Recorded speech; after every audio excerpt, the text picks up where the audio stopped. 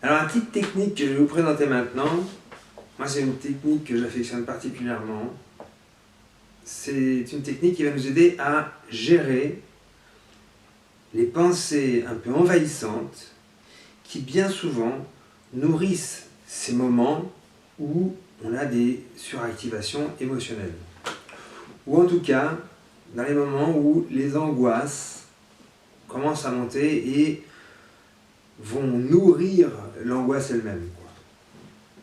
À un moment où nos pensées commencent à s'emballer et où on a l'impression de ne plus tellement maîtriser et où on commence à ruminer. Et où ça vient nourrir, ça vient alimenter l'angoisse. On a tous connu ces moments-là où on a l'impression de ne plus maîtriser ce qui se passe dans notre esprit. Les pensées nous débordent et puis elles nourrissent cette inquiétude et puis on ne se sent pas bien. Dans ces moments-là, il existe une technique vraiment intéressante, assez simple, qu'on gagne à développer en nous en s'entraînant, quand même. Et cette technique, elle s'appelle, moi je l'appelle la technique du laisser-aller des pensées. Alors c'est une technique qui est issue de la méditation zen, je crois. Quelqu'un m'avait dit ça. Mais elle a été structurée pour qu'elle soit vraiment accessible. L'idée, c'est que quand on commence à sentir que nos pensées commencent à tourner en rond malgré nous et ne nous laissent pas tranquilles, l'idée, c'est qu'il faut qu'on puisse savoir reprendre le contrôle de nos pensées. Vous savez que les pensées, ce sont des choses tout à fait intérieures, artificielles entre guillemets, dans le sens où elles sont complètement produites par notre esprit. Et donc, à partir du moment où elles sont intérieures, abstraites, en nous, on a une maîtrise de cette affaire-là. On a un contrôle sur qu'est-ce qu'on fait de nos pensées. Parfois, on contrôle qu'est-ce qu'on va penser. Parfois, on ne contrôle pas ce qu'on va penser et ça peut être très intéressant. Mais en tout cas, en ultime recours, on peut toujours choisir qu'est-ce qu'on fait d'une pensée.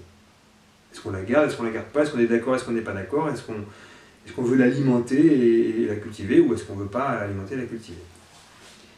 Mais parfois, surtout quand ce sont des pensées anxiogènes ou associées à des émotions intenses particulièrement, à ce moment-là, on a la sensation de perdre le contrôle de ces émotions, de ces pensées. On a l'impression que ces pensées, elles agissent malgré nous. À ce moment-là, l'idée, c'est d'agir en 3 temps.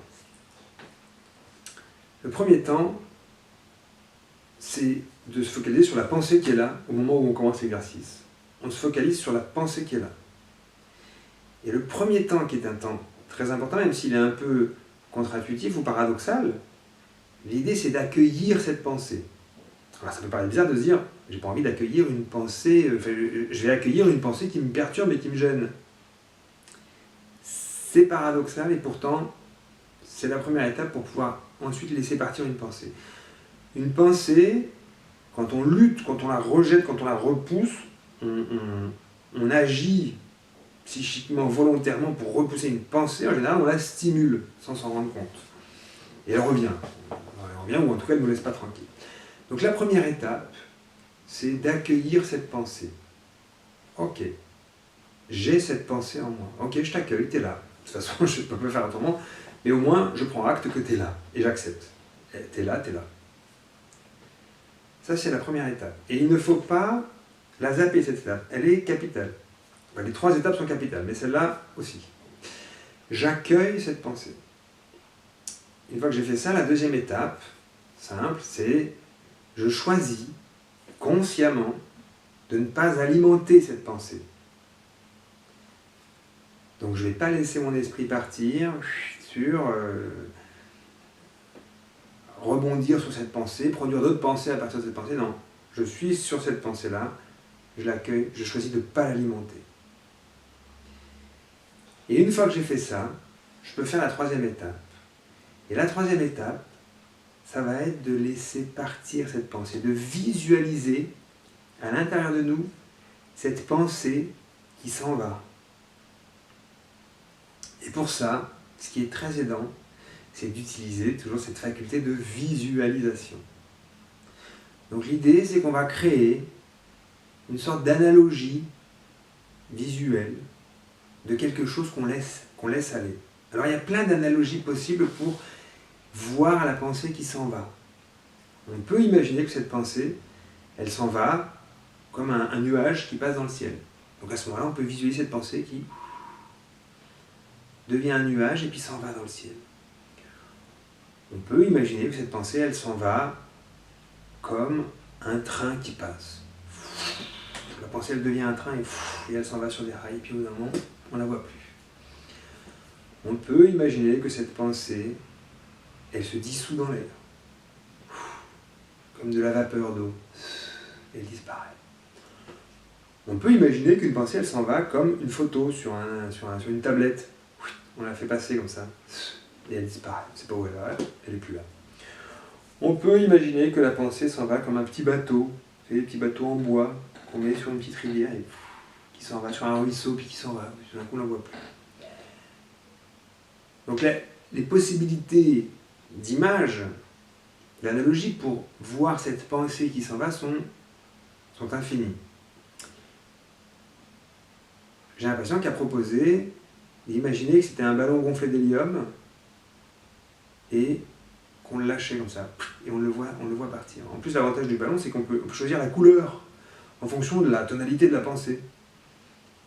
Je ne sais pas, si c'est une pensée pleine de colère, ça peut être un ballon rouge, si c'est une pensée pleine de tristesse, ça peut être un ballon violet. Je ne sais pas pourquoi j'associe le violet à la tristesse. Bon. Si c'est une pensée pleine de peur, on peut imaginer, je ne sais pas quelle serait la couleur.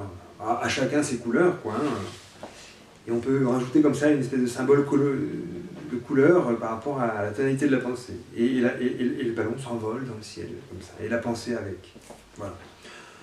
Donc vous l'aurez compris, il faut que vous créiez à l'intérieur de vous cette analogie qui va vous parler, qui vous sera personnelle ou pas, en tout cas qui va vous parler, qui va vous permettre de bien sentir que cette pensée, grâce à cette visualisation, elle s'en va et qu'elle vous laisse tranquille. Et dans ces moments-là, ce qui est intéressant, c'est de faire ça pendant plusieurs minutes, c'est-à-dire sur toutes les pensées qui vont venir, en tout cas toutes les pensées négatives qui vont venir, faire cet exercice en 3 temps. J'accueille la pensée, je choisis volontairement, consciemment de ne pas l'alimenter, et je la visualise s'en aller. Pour pouvoir faire ça dans les moments où on est activé émotionnellement, c'est comme toutes les techniques de régulation, je crois que je les répète à peu près à chaque fois, mais c'est parce que c'est vraiment très important. L'idée, c'est de s'entraîner à cette technique.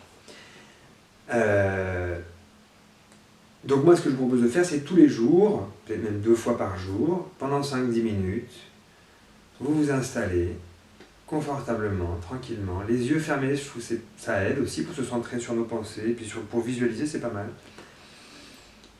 Et pendant 5 ou 10 minutes, toutes les pensées qui vont venir, bonnes ou mauvaises, peu importe, vous allez les laisser aller, c'est-à-dire appliquer cette technique en 3 temps. J'accueille, je choisis de ne pas alimenter, et je visualise la pensée s'en aller. Et pendant 5-10 minutes, vous faites sur toutes les pensées. Vous faites ça pendant 1 semaine, pendant 5 minutes, 2 fois par jour, toutes les pensées qui viennent, vous les laissez aller. Puis après, la deuxième semaine, ce que vous faites, c'est que vous choisissez toutes les pensées pas très agréables, vous les laissez aller, vous appliquez la technique. Et puis dès qu'il y a une pensée plutôt agréable qui arrive, celle-là vous la gardez et vous en profitez. Donc vous commencez à sélectionner. En vous entraînant, vous verrez que du coup, dans les moments où il y a de l'activation émotionnelle, vous saurez parfaitement utiliser cette technique. Et dans ces moments-là, c'est pareil, la meilleure des choses, c'est de pouvoir sélectionner. Quand c'est des pensées qui sont en lien avec cette anxiété ou avec cette émotion et qui nous perturbe et qui fait augmenter l'émotion encore plus, je fais la technique pour laisser partir. Et quand c'est une pensée plutôt agréable, plutôt positive, qui me fait du bien, celle-là je la garde et je me complais dans cette pensée-là. Et puis si à un moment, hop, il y a de nouveau une pensée désagréable, émotionnellement chargée qui vient, je réapplique ma technique. Et vous verrez que petit à petit ça régule l'émotion. L'émotion, elle est moins alimentée par mes pensées. Et ça la régule. Je vous souhaite un bon entraînement.